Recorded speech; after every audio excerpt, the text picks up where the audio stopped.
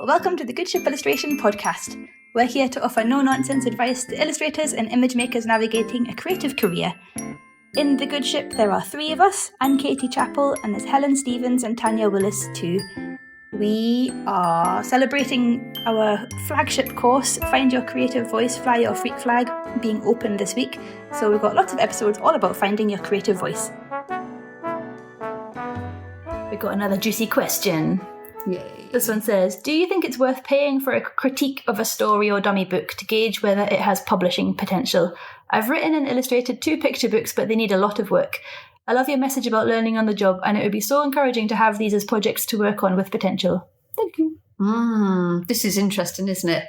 Because not all critique is equal, is it? It depends who you get that advice from. And my advice really would be just really try and get a foot in the door with publishers, really try and get in there and get a meeting with the people who commission you. So are you sending out enough samples? Are you writing notes with those samples saying, any chance I could come and see you and show you my folio? Because it's so inspiring to get a meeting with an editor. They will look at those dummies and they'll know exactly how to knock those into shape.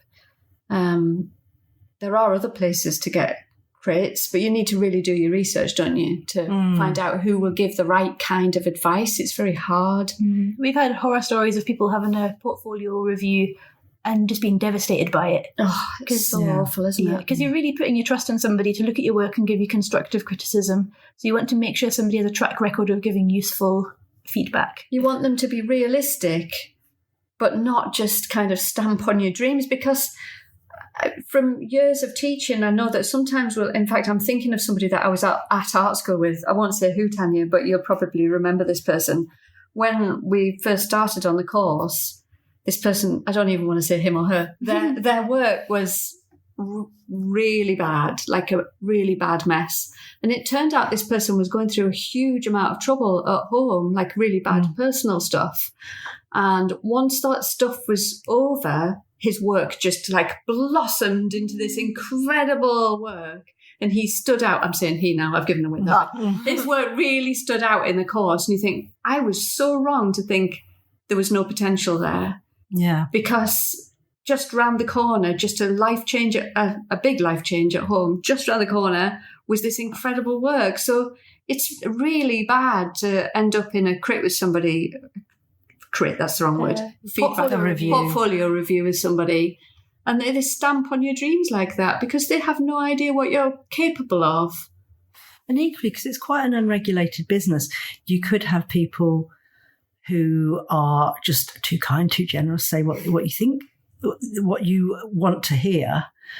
And what you said about publishers, I think, is better because you're actually talking to the people who will give you very clear feedback. And again, you'd have to match your work to publishers you think have the sensitivity to handle it, because equally knockbacks from publishers can be a little bit demoralising. But if you cast your net widely enough, including the Katie 100 No Thank Yous competition, which these would definitely count towards that, wouldn't they? Oh, absolutely, yeah. You could get a good 30 publishers in there. You're a third of the way through the project. And you'd get something for sure from 30 send-outs. That sounds a bit overwhelming, but it's doable. I used to send out big batches of samples. I would get home from work at my job at the Science Museum, I had to have my dinner, clear the table and sit there with loads of postcards and write 30 of them in one go. And on my way to work the next day, I'd stick them in the postbox and I would do it again and again. And I would approach the same people again and again, but with new samples. Because if you don't hear back, you have no idea why. It might be that they love it and they've stuck your sample on the wall, but the right project hasn't come along. Next time you send a sample, they might ring you and say, yeah, bring your folio in. So just keep sending out the work, because the feedback from publisher is really the holy grail, isn't it? I suppose the publisher's feedback, they're invested in you doing the best possible work so that they can sell more books. Like, it totally makes sense. Whereas if you're paying somebody for a portfolio review, I don't know, they're getting paid regardless. Yeah. So maybe it's a different, like, you've got to choose the paid review person really carefully. Yeah, exactly. It could be great and it could be worth it. If you can find someone who you think is totally aligned with your values and your project, Yeah, maybe. But I love Helen's ballsy approach. I'll just send them another postcard 3 months later. But it's all right. People are busy. If they don't want it, they chuck it in the bin. I don't know. I haven't lost anything. Yeah. Exactly. Fine. What's the worst that could happen? But I used to even find that follow-up thing, and you've said it too, follow-up is key. But when I was younger, I was way too nervous to follow up on things. And I look back and I think, God, it's by post, it's virtual, it's light touch. Yeah. No one's going to call you up and say, could you please stop annoying me with these postcards? And that's the very worst case scenario, and nobody can be bothered to do that. So you're fine. I once had a really horrible critique session once. She didn't slate my work or anything like that, but she spent, and it was with quite a famous person, and she had tried to get into children's book publishing and not been successful, and ended up doing this instead. And she just ranted about all of the bad people in publishing and what they'd done wrong to her. And I was there for about an hour and paid for it and left. No way. Yeah. God. That is, that's outrageous. Yeah. What a career track. It's like life's revenge. Children's book publishing won't accept me, so I'm just going to devote myself to... I'm going to make you hate the world of children's book publishing, so you don't want to do it. But would you say that a good way to go about it would be to get the writer and artist yearbook for this year and get on editors' website places where people share new call-outs, aren't there? Editors looking for specifically young children's stories with this particular content. I mean, if you could spend the energy that you would convert into cash to pay for a review, but just use it to trawl through. And actually, you'd learn so much at the same time, wouldn't you? Reading about what editors are looking for. There are people who do good critique sessions as well. If you ask around other illustrators, you'll be able to judge who is actually giving really useful advice. Not necessarily publishers, but other people. There are lots of illustrators who will see your folio and charge you a fee. Yeah. But it's best to ask around and see other people's experience of that. Definitely. And it might be, like we mentioned before, you might not be in a position where you're ready for a portfolio critique because you may be going through something, or you've just come back to illustration after a long break or something. Or, you've got some potential in your work and you kind of know what you could be doing anyway. Because in the Find Your Creative Voice course, we spend so much energy on encouraging you to boost your own confidence, your self-confidence and belief in your own work, that you can kind of give your own portfolio critique. Because you know what work you like the best and what work feels best for you to do. So rather than kind of putting your energy out there and giving the power to somebody else, you can suck it all back in and be like, this is what I want to do and this is how it's going. I'm going to do this now. That can feel really powerful. And it's you have to pay. And this person said that they'd been published twice, so they... No, I think she says, I've written and illustrated 2 picture books, but they need a lot of work. So I think she has 2 sort of dummy books ready to show around. I don't think she's published yet.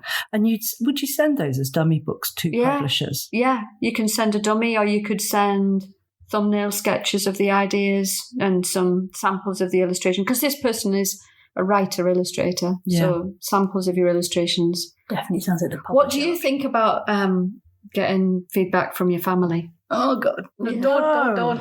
Your mum is always going to think whatever you've done is the best thing ever in the entire world. Yeah. And everybody else, they'll just be like, oh yeah, that looks like a horse and you were drawing a horse, amazing. Like they're so not in the right part of the world.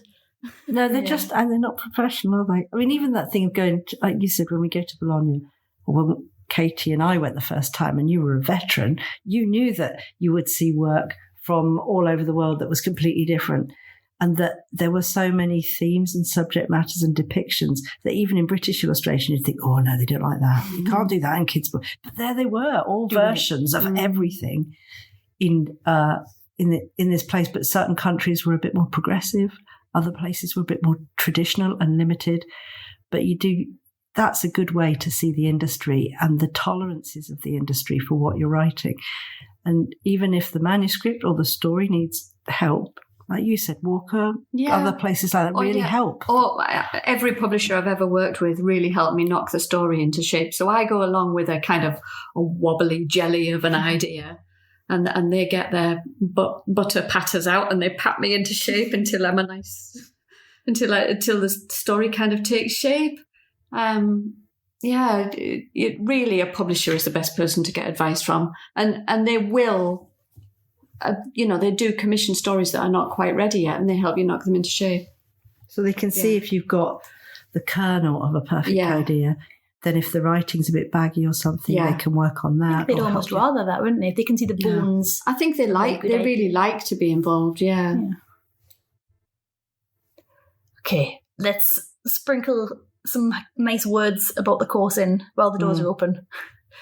Shall I read out this testimonial here? Yeah. I really like this one. If you are hesitating about signing up for this course, just dive in. You won't regret it. Yes. It's so determined, isn't it? Yeah. And then the slightly longer one is, I'm so happy I found the good ship, as it's been a breath of fresh air. It's exactly what I've needed to mix up my creativity and relearn my illustration. The kind uplifting yet challenging words shared each week have helped me to keep going and sailing on towards discovering my own voice. Thank you, good ship crew. Oh, that's nice, yeah. Oh, lovely. So the doors to the course are open now, and we have Art Club on Friday. In fact, the doors close at Art Club on Friday. Yes. Can't wait. Can't wait. See you there.